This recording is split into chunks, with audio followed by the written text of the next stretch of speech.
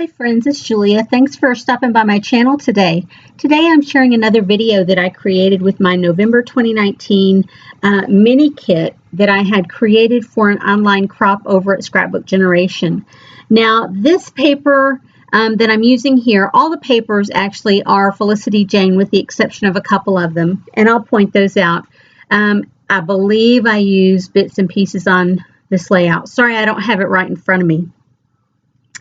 You can see I've used this background paper and cut out a mat for a photo previously, and so I'm just going through here and I'm going to tape up the edges. It just makes it a little bit neater. When I put it into my scrapbook album, it doesn't catch, so I would rather do it right then when I'm thinking about it.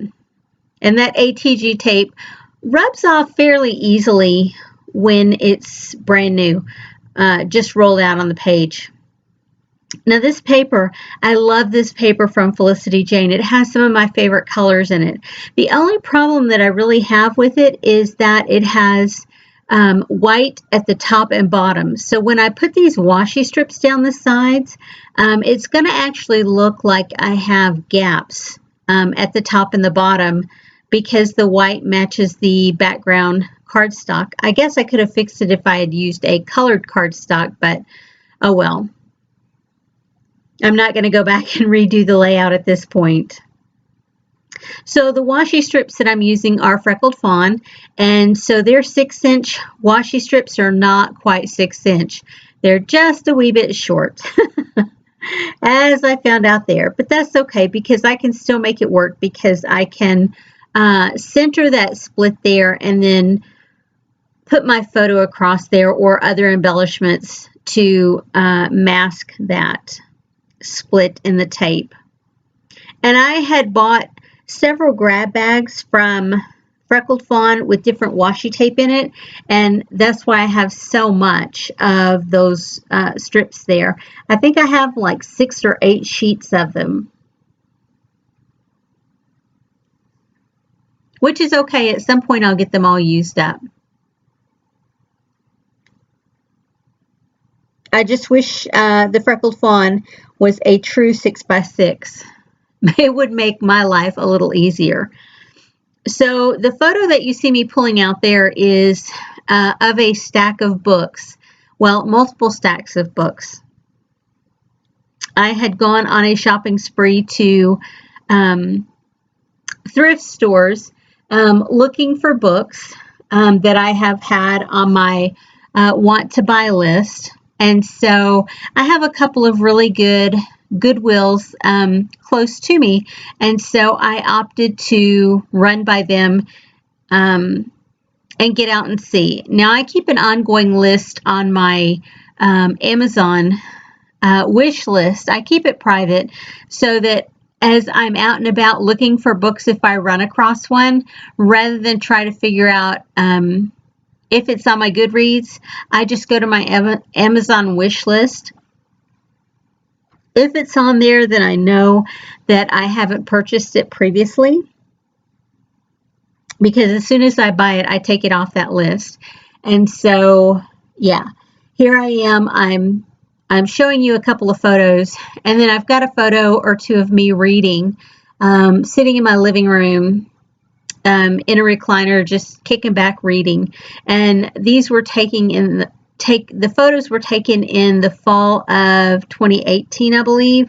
And so you can see I'm just kicking back reading. And that's not, the book that I'm reading was actually a new release. I had purchased that just prior to, a couple of months prior to these photos, I think. I have found that there are some books that I want to buy as soon as they come out, and then there are other books that I don't mind waiting until they come out at the thrift store, you know, or I don't really, I placed a couple of like the big book depository orders, but I have found that those you're kind of at their mercy. Regardless of whether the book is on your wish list or not, if you see something you might as well get it at that moment. Otherwise, it's going to be gone. So to me, it's not really worth the money. I say that. And then you have to get so much before you can get free shipping. So I feel like I always overdo because I can always find books that interest me. Now, whether or not I will read them in a timely manner, that's a whole different story. I tend to read much more frequently on my Kindle or listen to audiobooks rather than read physical books. There are some books that I do like to have that I have either read on Kindle or read or listened to with Audible.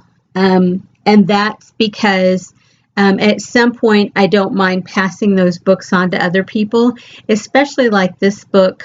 I think it was called Garden of Small Beginnings by Abby Waxman. The story to me is very heartwarming, and it's one that if someone has gone through a period of grief in their life, it is one of those books that can help you, I think, in that grief process and overcoming it. Not necessarily the onslaught of grief as it happens, but I think as a later grief, when you're trying to come out of that, living in that grief mode and get on with your life. I think it's a good book to have at that point, or it would be at that point. And so I like to have those books in case I know someone who might be interested. I can pass that book along.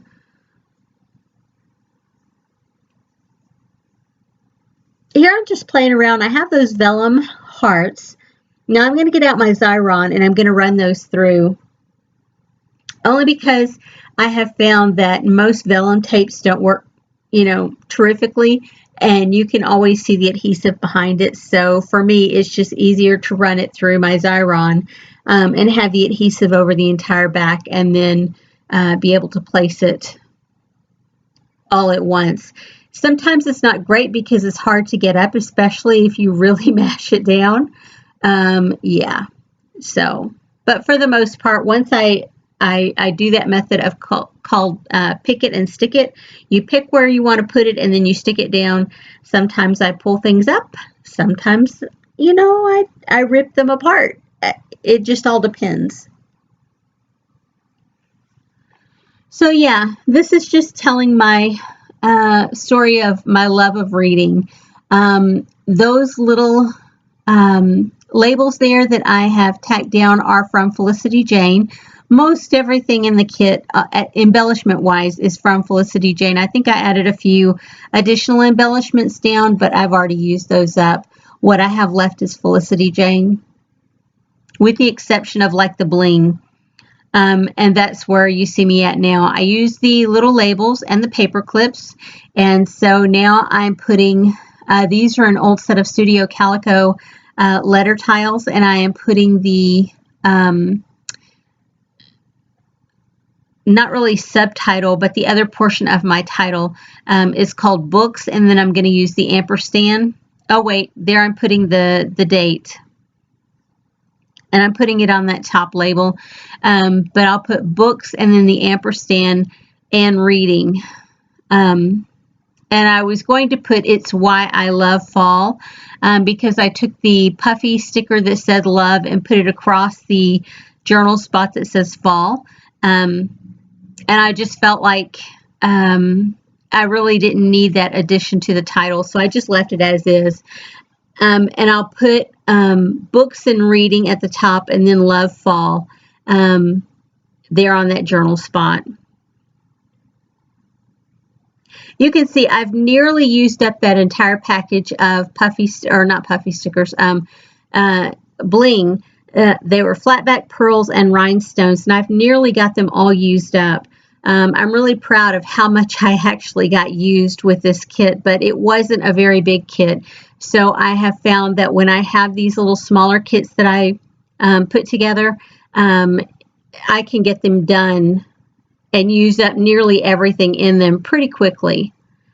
And I think over the course of an evening, I was able to get this layout done in, I think, maybe 45 minutes. It didn't take long at all. So you can see by the time you put a small kit together, you know, you have 8 or 10 pieces of paper, you figure about an hour per layout on those 10 pieces of paper. You're looking at what, you know, 10 hours worth of time. So it really works out pretty good. Some layouts take a little more time, sometimes a little less. Anyway, that's pretty much it on this layout. I'm going to look to see if there's any additional embellishment stickers that I can use to just add some addition to the layout. Like I said, I am down to pretty much nothing. Some sticker labels from Freckled Fawns, a little bit of bling left, a couple of those journal cards, the paper clips, and a few little die cut pieces. Yeah, and it's done. Anyway, I really appreciate you guys stopping by my channel today and watching my videos, and I hope that I have inspired you to get into your stash and create something fun with something that you've recently purchased or something that has been in your stash for a very long time.